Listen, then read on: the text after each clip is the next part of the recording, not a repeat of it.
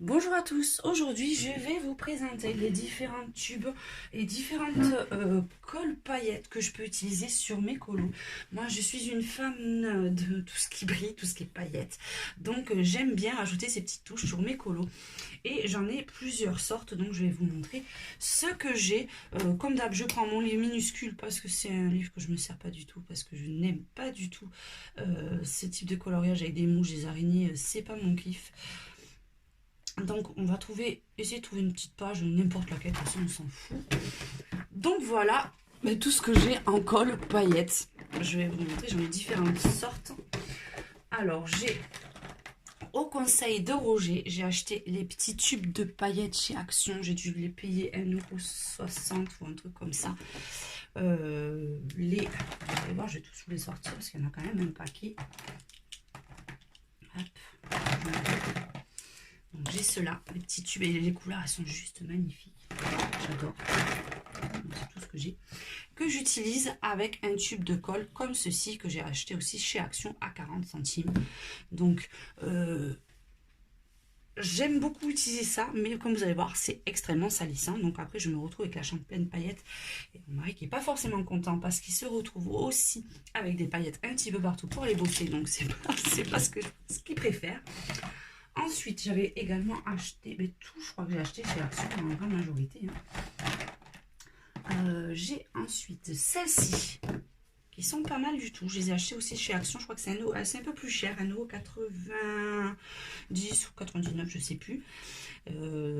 C'est la colle qui est déjà prête avec un petit embout comme ceci, un tout petit embout. Il y a un peu moins de choix en couleurs, mais les couleurs restent assez jolies. Ensuite, qu'est-ce que j'ai comme colle? C'est les mêmes après. Ah, j'avais oublié ça. Et après, j'en ai d'autres. Je serais incapable de vous dire où je les ai vus, ceux-là. Je ne sais plus si c'est chez Action ou non, je ne sais plus. Franchement, c'est que je les ai eus. J'ai ces tubes, pareil. C'est le même fonctionnement que les autres. Donc après, c'est tout l'équivalent. Vous comparez tous les tubes comme ça. Là, c'est la même qualité. Et après, j'en ai des mini que j'ai gagné à un concours d'une copine qui fait du scrap. Donc j'ai gagné tout cela. Ce que j'aime beaucoup, c'est les couleurs dans cela. Vous avez vu, il y a quand même un choix assez sympa. Je vous mettrai les liens parce que j'ai réussi à trouver les liens de quelques tubes qui sont super sympas sur Amazon. Ou sinon, n'hésitez pas, vous allez acheter Action. Franchement, il y a de quoi faire en tube. Celui que j'aime beaucoup, c'est celui-là. Et c'est le même principe, hein, c'est le petit... vous appuyez et ça sort. Donc on va voir comment on s'en sert. Les deux types différents. Hop. Donc en général, je m'en sers pour ajouter un petit côté brillant sur un colo que j'ai fait. Donc là, je vais regarder parce que je vois que j'ai pris le seul qui n'a pas d'encre. Ah si. Vous voyez, par exemple, je prends mon feutre à alcool.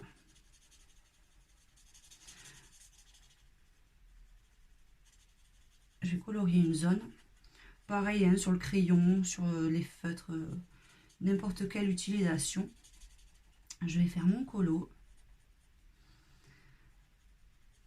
Et je vais rajouter de la brillance.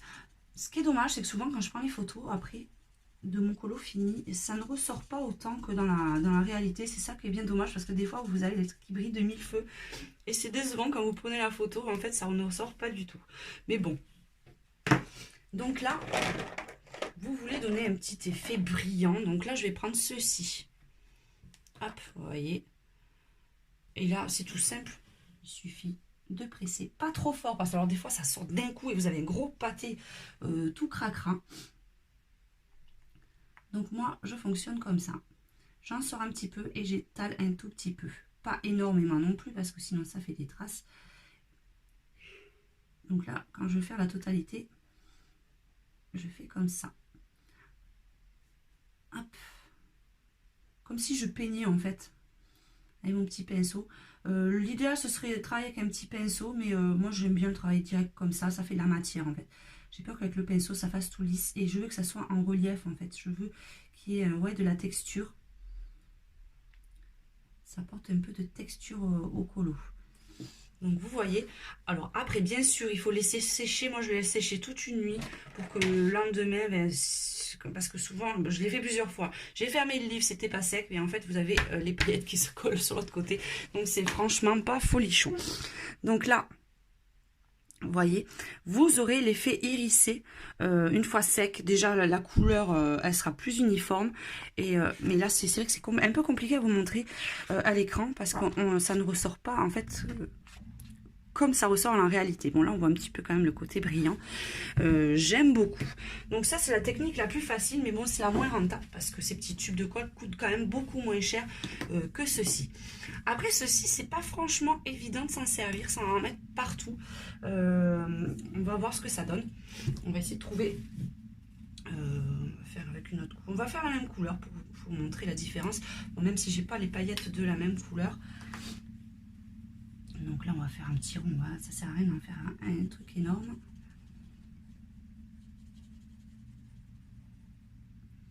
J'arrive à être beaucoup moins précise quand même avec les paillettes directement comme ça. Allez, hop. Là, on a le petit rond. Donc après, ça serait mieux avec un pinceau aussi, je l'avoue. Vous voyez, bon, j'ai encore...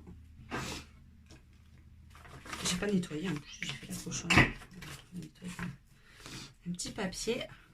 Attends juste que je nettoie l'embout de ma colle. Bon, bah, c'est un peu trop collé, mais c'est pas grave, ça va pas me gêner parce que c'est des paillettes aussi. Donc là, je vais mettre un peu de colle sur mon dessin. Pas trop non plus pour pas que ça fasse gondoler. Et l'inconvénient des fois que celle-là, c'est que ça descend vachement vite.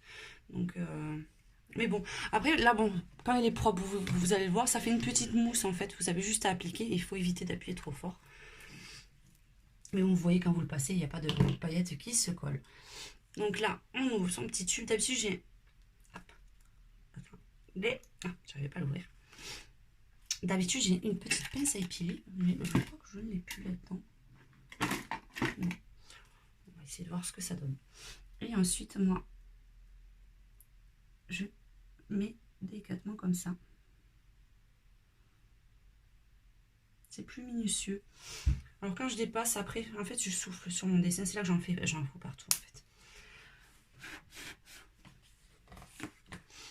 Et en général, vous voyez, j'ai mes petits embouts comme ça. Ça ouvre un coton-tige. Hop. Voilà. Pour nettoyer, par exemple, le contour.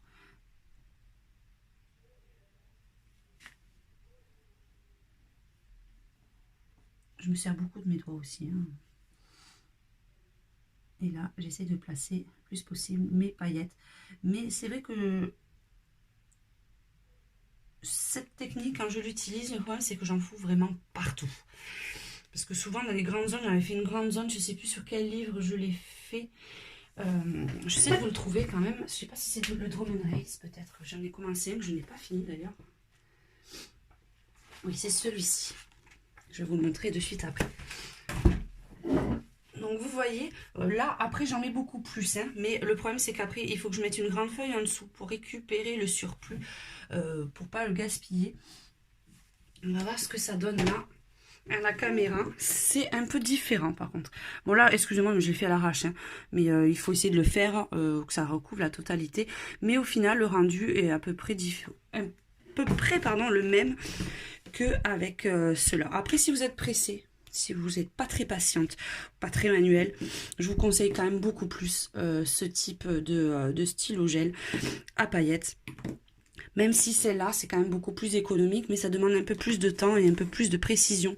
Moi, j'utilise pour être plus précise une petite pince à épiler. En fait, comme ça, je prends le surplus et je le mets dessus. Mais c'est quand même beaucoup plus long.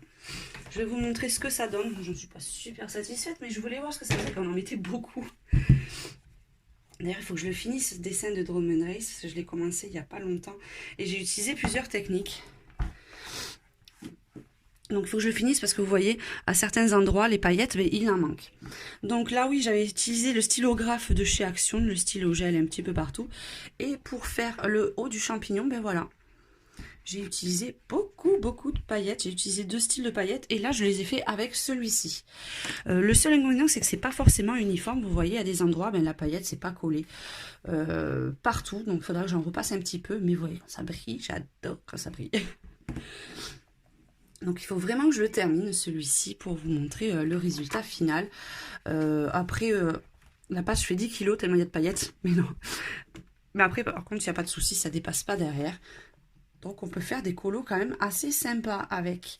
Donc n'hésitez pas si vous avez des marques que vous préférez de paillettes. Si vous les utilisez différemment, n'hésitez pas à me faire un petit retour. Là je vous fais un gros bisou à tous et à très bientôt.